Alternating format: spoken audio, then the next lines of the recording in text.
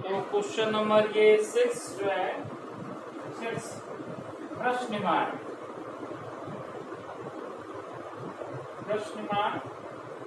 जो कीम के शब्द रूप से प्रश्नमान हम लोग बनाते हैं और पहला इसमें शब्द दिया है क्वेश्चन नंबर 6 फोर्थ चैप्टर का तरो कृपया स पुत्रम प्राप्नोत और यहाँ पर अंडरलाइन की शब्द इसमें अंडरलाइन है तरो में अंडरलाइन है। अब हम देखेंगे कि तरो में कौन विभक्ति लगा हुआ है और लिंग क्या है।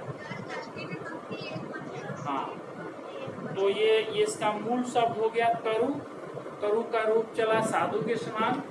साधु का षष्ठी में एक वचन में होता है साधो। अब चूंकि साधु शब्द पुल्लिंग है और उसी के अनुसार ये रूप चला हुआ है, ये भी पुल्लिंग होगा। इस संभावना से प्रश्नमान बनाते हैं। तो पुल्लिंग है, षष्ठी विभक्ति एक वचन है, इसलिए इसका प्रश्नमान क्या हो गया कस्य। तो इसको बनाएंगे कस्य कृपया स पुत्रम प्राप्नोत और प्रश्नवाचक का जो चिन्ह होगा वो दे देंगे। केवल तरो शब्द को हटाएंगे और उसके बदले में कस्य लगा देंगे। बहुत इसमें कोई स्टूडेंट मात्रा लगाकर बनाने लगते हैं कि वो है तो वो कर दिए, तो उसमें गलत हो जाता है। उसको हम देखेंगे कि लिंग, विभक्ति और वचन, ये तीन चीज देखते हैं तब प्रश्नमान बनता है। मूल शब्द पहले लाएंगे, क्या मूल शब्द तरु हो गया। अब देखेंगे हम कि तरु का शब्दरूप किस पर आधारित है। तरु का शब्दरूप हो गया साधु पर आधारित। साधु का क्या लिंग है, पुल्लिंग है। फिर विभक्ति कौन है, षष्ठी एक वचन है, इसलिए यहाँ पर कस्य से। सेकेंड शह कल्प तरवे निवेद्य, अंडरलाइन है कल्प तरवे। अब प्रश्न है कि कस्मे बन गया, लेकिन अब बिल्कुल अब कुछ स्टूडेंट को ये होता होगा कि कस्मे हम कैसे बनाएंगे। ये प्रश्न हो सकता है किसी को कि कैसे कस्मे। कुछ स्टूडेंट का उत्तर बिल्कुल करेक्ट हो जा रहा है, हमसे नहीं बन रहा है, तो ये कस्मे क्यों हो गया। तो देखो इसका मूल शब्द कल्प तरवे का क्या हो गया,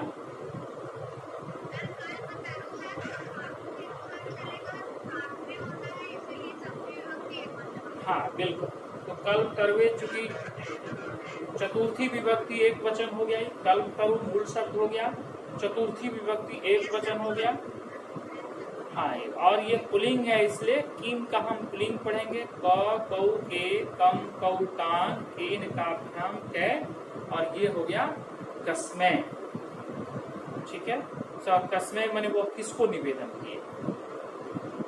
अगला क्वेश्चन है धन दृष्टया कोपी दरिद्र ना अतिष्ठ। यहाँ अंडरलाइन किया हुआ है धन दृष्टया में।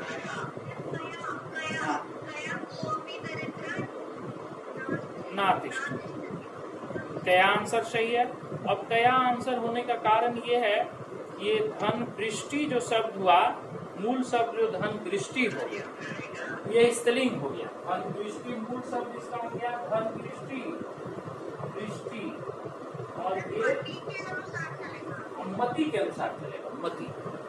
मति के अनुसार जो स्त्रीलिंग शब्द होता है मति, तो मति का तृतीया विभक्ति वचन एक वचन में मत्या होता है। उसी तरह यहाँ पर हो गया धन दृष्टया। मति का रूप पढ़ते हैं ना, मति और मुनि लगभग एक ही तरह चलता है, लेकिन लिंग अलग अलग होता है। तो तृतीया में इसका मत्या हो गया, इसलिए यहाँ प्रश्नमान कया। अब हम लोग का शब्द है कल्पतरु पृथिव्याम धनानि अवर्ष। पृथिव्याम अंडरलाइन शब्द किया, स्थान का बात हो रहा है। ठीक है, अब देखेंगे कि पृथिव्याम, इसमें दो आंसर हो सकता है, दोनों बता। पृथिव्याम का देखेंगे कि इसमें लिंग विभक्ति वचन क्या है, पहले ये देख लिए। तो पृथिव्याम मूल शब्द पृथ्वी, और ये नदी की तरह रूप चला। नदी का इस तरह का रूप कहाँ पर आता है, जहां पर नद्याम हो रहा हो,